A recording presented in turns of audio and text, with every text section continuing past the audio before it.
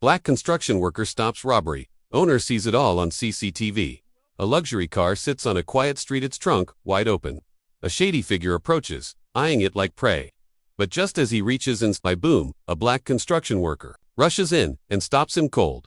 What happens next shocks everyone, especially the car's owner watching from his CCTV. Stick around to see how one brave act turned a stranger into a hero.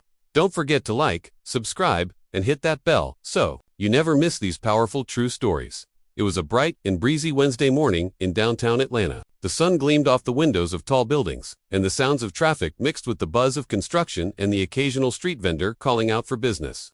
In the heart of the city, people moved quickly, focused on their daily routines. One of them was David Whitmore, a successful businessman in his mid-40s. Sharp suit, clean-shaven, Bluetooth in his ear. He was the kind of man who lived life on schedule.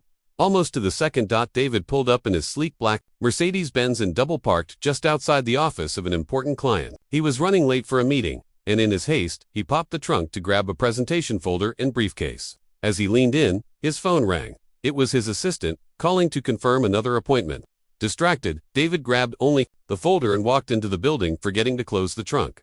Across the street, the rumble of machinery echoed through the air. A road crew was busy digging near a busted water main. The crew was led by Jamal Carter, a 34-year-old black construction foreman with a commanding presence. Jamal had grown up in Atlanta, seen the streets change, and knew how to read people and situations. He wasn't just respected because of his work ethic. He was known for his protective instincts and strong moral compass. As Jamal wiped sweat from his forehead during a quick water break, something unusual caught his eye.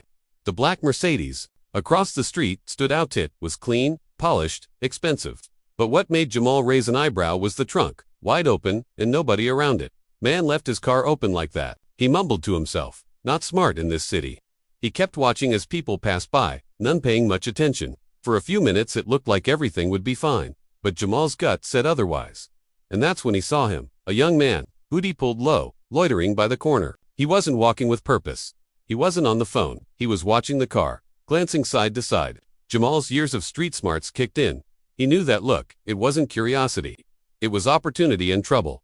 Jamal stood up straighter, ready to act. He didn't know whose car it was or what was inside, but one thing was clear. Someone was about to do something they'd regret. He wasn't going to let it happen. Jamal didn't hesitate. As the young man in the hoodie reached into the open trunk and grabbed a sleek black briefcase, Jamal took off, boots pounding against the pavement. The street around him buzzed with traffic, but he weaved through it like a linebacker, ignoring honking horns and startled drivers. The thief turned his head, startled by the shouting. He clutched the briefcase tightly and tried to flee. "I said put that down," Jamal yelled, arms pumping as he sprinted. The man bolted.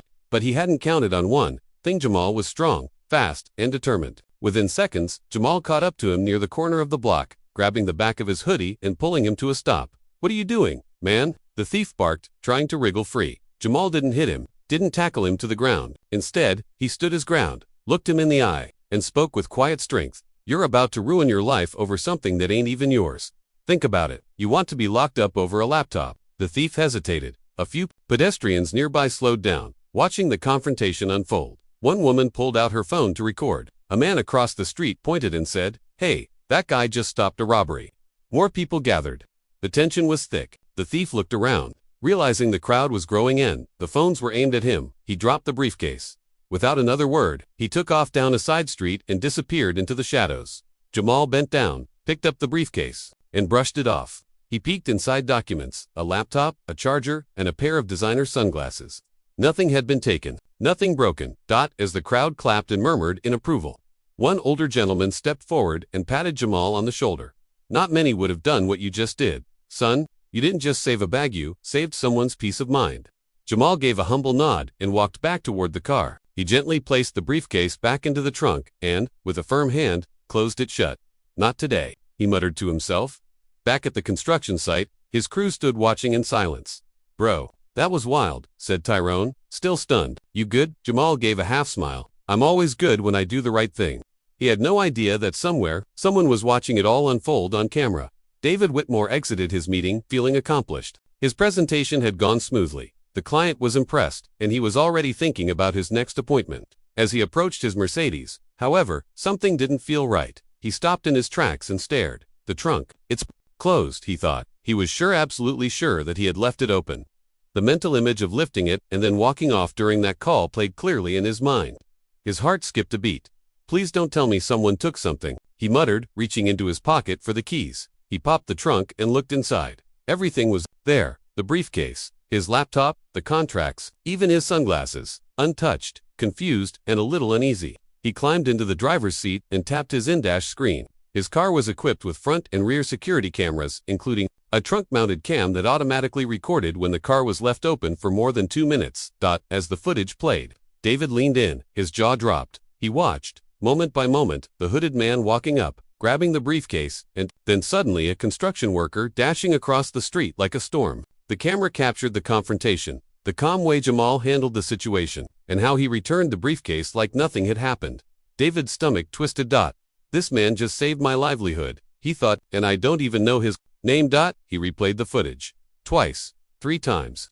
Each time, his respect for Jamal grew. This wasn't just some bystander. This was someone brave, honorable, and quick-thinking. David immediately called his assistant. "I need the name of the construction company doing work across from Johnson Tower. Call the city if you have to. I want to speak to their foreman today." His voice carried urgency, not just of gratitude, but of realization. In a city full of noise and distractions, someone had still chosen to do the right thing. By late afternoon, the call came. Jamal was standing near the worksite, going over blueprints, when his site manager approached.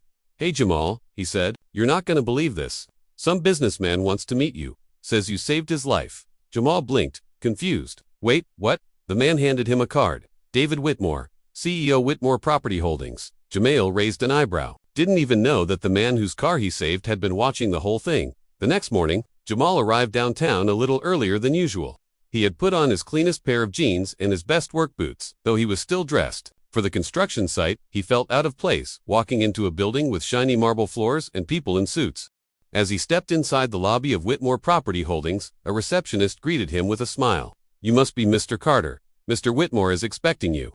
Before Jamal could respond, the elevator doors opened and out stepped David Whitmore. Himself, he walked straight over, extended his hand, and said, "Mr. Carter, I owe you a debt I can't repay. You didn't just protect my property, you protected my peace of mind." Jamal shook his hand, humbly replying, "Just did what I hoped someone would do for me." David led him into a conference room with a view of the city skyline. On the table was a sealed envelope and a manila folder. "I saw the whole thing. Your courage, your self-control, your calm. In a world full of people recording with phones, you acted. That's rare." He slid the envelope toward Jamal. Inside was a check for $5,000. Jamal's eyes widened. "Sir, this is too much." David shook his head. "It's not even close to what you saved me from. My laptop has sensitive financial data. If that got into the wrong hands, it could have cost my company millions. But that wasn't all." David opened the folder and showed Jamal a consulting agreement and offer for a part-time position as a safety and community advisor for Whitmore Properties. "I want people like you in leadership. You've got the kind of judgment and strength I want on every job site." Jamal was stunned. "You're offering me a second job?" David nodded. "With benefits and flexibility, you'll still lead your crew, but now you'll help us build smarter, safer neighborhoods." Word traveled fast. The local news picked up the story. The headlines read, "Construction worker stops robbery, gets corporate reward, and caught on camera. Real hero in work boots." Social media lit up with praise. Some people called him the trunk hero. Others posted screenshots of the CCTV footage with captions like, "We need more Jamals in the world." Jamal didn't post about it. He didn't brag. But inside, he felt something shift. For the first time in a long while, his everyday work, his values had been recognized beyond the work site. Weeks had passed since the incident, but Jamal's life had completely changed. He was still out on construction sites, still wearing the same hard hat and high-visibility vest, but now his days were split between managing crews and walking through real estate developments with executives. His insight on safety, neighborhood awareness, and crisis prevention had already influenced 2 of David's newest property projects. But fame hadn't gone to Jamal's head. He refused to let the attention change him. He still packed his own lunch in a brown paper bag, still gave new workers tips on how to pour concrete properly, and still reminded young guys to call their moms on the weekend at a small community event hosted by Whitmore Properties. Jamal was asked to speak. He stepped up to the mic, paused, and looked out over the crowd. "I didn't do anything special," he began. "I saw something wrong, and I did something about it. That's what my mom raised me to do. You don't need a badge or a title to do the right thing. You just need a backbone and a little heart." The crowd applauded not because he was flashy, but because he was real. David sat in the front row, smiling proudly. He had since implemented a company-wide recognition program for everyday heroes and invested in local job training programs, especially for young men from underserved neighborhoods. Many inspired by Jamal's story, social media still carried the viral footage of the moment Jamal stopped the thief.